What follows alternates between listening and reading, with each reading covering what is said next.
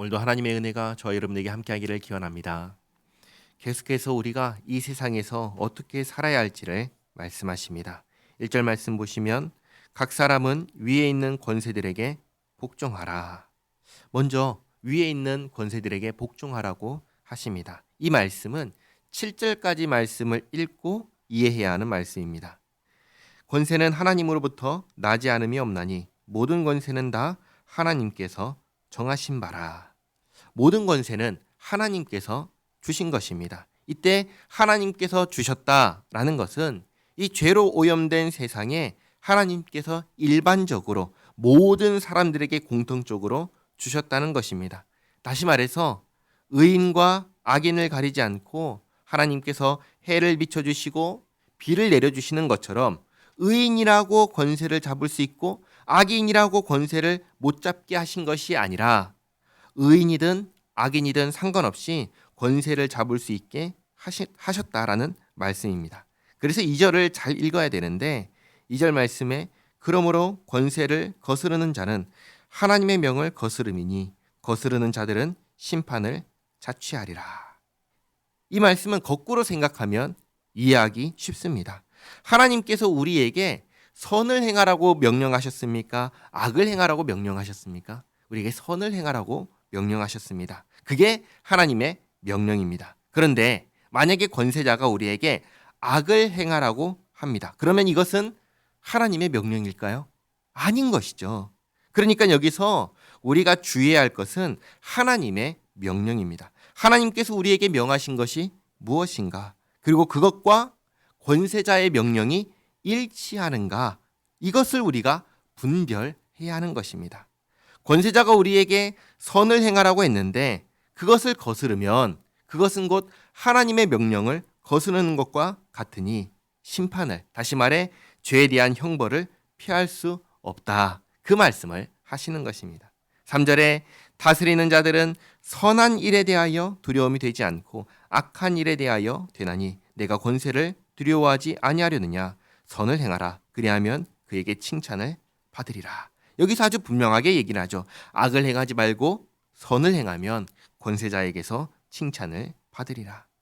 4절 말씀도 그는 하나님의 사역자가 되어 내게 선을 베푸는 자니라. 그러나 내가 악을 행하거든 두려워하라. 그가 공현히 칼을 가지지 아니하였으니 곧 하나님의 사역자가 되어 악을 행하는 자에게 진노하심을 따라 보응하는 자니라. 똑같은 말씀을 하시죠. 악을 행하면 권세자에게서 벌을 받는다.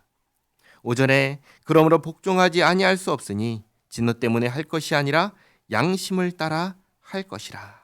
여기 양심을 따라 하라 이 말은 권세자의 말이라면 무조건 따르라 이 말이 아닙니다. 권세자의 명령이 하나님의 명령과 일치하면 선을 행하라는 명령이라면 따르고 그렇지 않다면 하나님의 명령과 일치하지 않는다면 악을 행하라는 명령이라면 따르지 말라 이 말씀인 것이죠. 예를 들어 6절에 너희가 조세를 바치는 것도 조세는 세금이죠.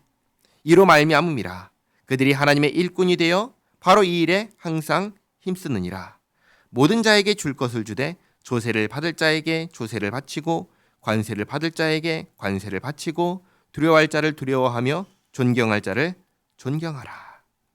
나라를 운영하기 위해서는 돈이 필요합니다. 이 돈은 세금으로 충당합니다. 그러니까 우리가 한 나라의 국민으로서 해야 할 도리를 하는 것은 마땅하다. 그 얘기를 하는 것입니다. 법을 지키는 것이 옳고 법을 어기는 것은 옳지 않다는 지극히 당연한 이야기를 합니다.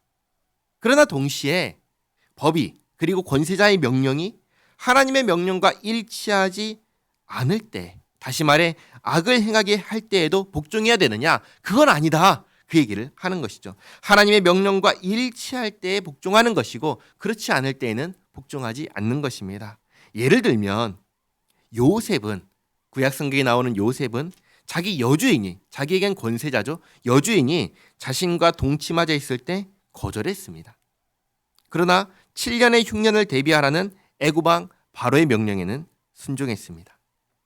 그리고 다니엘은 다리오 왕이 법으로 하나님께 기도하지 못하게 하자 순종하지 않았어요. 거절하고 여전히 늘 하던 대로 하나님께 기도했습니다.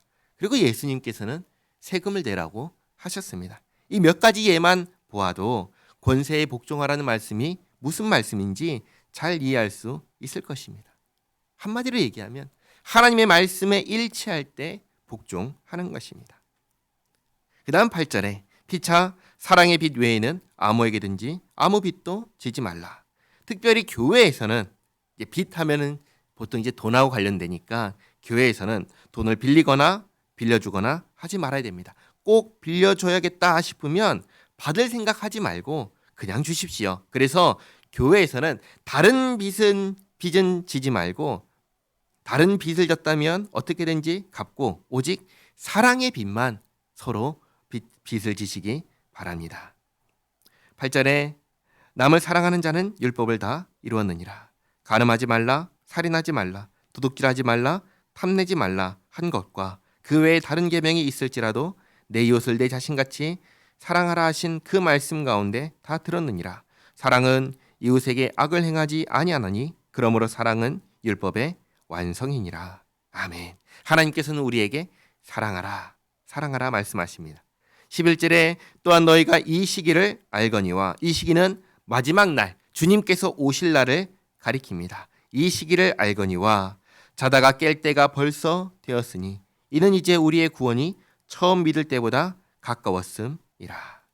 주님께서 언제 오실지를 우리는 알 수 없지만 어제보다 오늘이 가깝고 오늘보다 내일은 더 가까울 것입니다. 날이 갈수록 주님을 만난 날이 가까워지니 12절에 밤이 깊고 낮이 가까웠으니 그러므로 우리가 어둠의 일을 벗고 빛의 갑옷을 입자. 낮에와 같이 단정히 행하고 방탕하거나 술 취하지 말며 음란하거나 호색하지 말며 다투거나 시기하지 말고.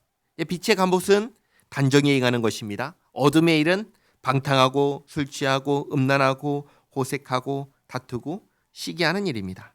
또 14절에 오직 주 예수 그리스도로 옷 입고 정욕을 위하여 육신의 일을 도모하지 말라. 앞에는 빛의 갑옷과 어둠의 일을 얘기했는데 이번에는 육신과 옷을 대조해서 얘기합니다. 우리는 이 세상을 맨몸으로 다니지 않습니다. 옷을 다 벗고 살지 않습니다. 옷을 입고 살아갑니다. 우리의 몸은, 우리의 육신은 죄로 인하여 오염된 육신입니다. 그래서 우리 몸이 요구하는 것, 원하는 것은 죄밖에 없습니다. 이 육신을 옷으로, 그리스도로 덮는 것입니다. 그 말은 나는 예수 믿는 사람입니다. 라는 이 정체성을 가지고 살아가라. 이 말씀을 하시는 것입니다. 이렇게 빛의 갑옷을 입고 주님 오실 날을 준비하며 살아가라. 이 말씀을 기억하며 그렇게 매일매일의 삶을 주님 맞이할 준비를 하면서 살아가는 우리 모두가 되기를 바랍니다. 기도하겠습니다. 좋으신 하나님, 우리가 이 세상에서 어떻게 살아야 할지, 특별히 우리 위에 있는 권세 앞에서 어떻게 해야 할지 알게 하시니 감사합니다. 모든 권세가 하나님의 일반 은혜 아래에 세워져 있음을 기억하면서 나라를 유지하기 위해 정한 법에 순종하고 또 악을 행하지 않고 선을 행하며 또 하나님의 명령과 일치할 때 순종하고 그러나 하나님의 선하신 뜻을 거스를 때에는 순종하지 않음으로써 우리가 예수 믿는 사람이라는 정체성을 확실하게 붙잡고 살 수 있도록 도와주시옵소서. 주님 말씀하신 대로 사랑의 빛 외에는 빛을 지지 않으며 주님 오실 날을 늘 준비하며 살아가는 우리 모두가 되게 하옵소서. 하나님, 오늘도 여러 가지 기도 제목을 가지고 주님 앞에 나온 성도의 기도를 들으시고 응답하여 주시옵소서. 가장 좋은 길로 인도하여 주시옵소서. 또 우리 가운데 연약하여 치유와 회복이 필요한 성도를 주님 돌보아 주시옵소서. 예수님의 이름으로 기도하옵나이다. 아멘.